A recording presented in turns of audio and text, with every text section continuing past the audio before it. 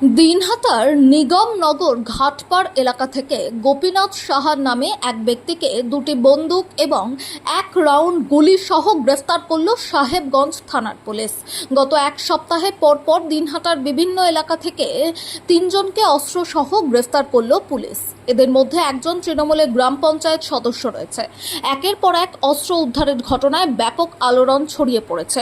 Police সূত্রে জানা গিয়েছে, গোপন সূত্রে খবর পেয়ে ঘাটপাড় এলাকা থেকে একজনকে আটক করা হয়। তাকে তল্লাশি চালিয়ে দুইটি বন্দুক ছাড়াও এক রাউন্ড গুলি উদ্ধার করা হয়েছে।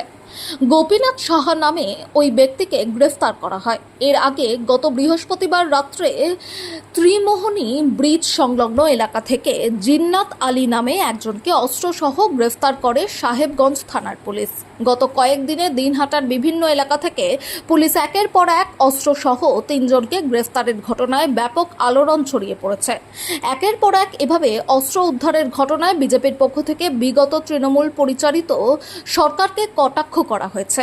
বিজেপির কোচবিহার জেলা সহ সভাপতি বিরাজ বসু বলেন, বিগত 15 বছর বোম বন্দুকের রাজনীতি করে গিয়েছে মমতা বন্দ্যোপাধ্যায়ের নেতৃত্বে তৃণমূল সরকার।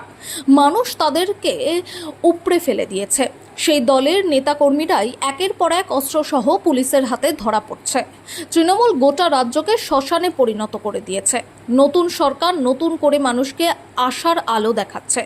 ইতিমধ্যে রাজ্যের নতুন মুখ্যমন্ত্রী শুভেন্দু অধিকারী বিভিন্ন প্রকল্পের মধ্য দিয়ে সেই কাজ শুরু করে দিয়েছে।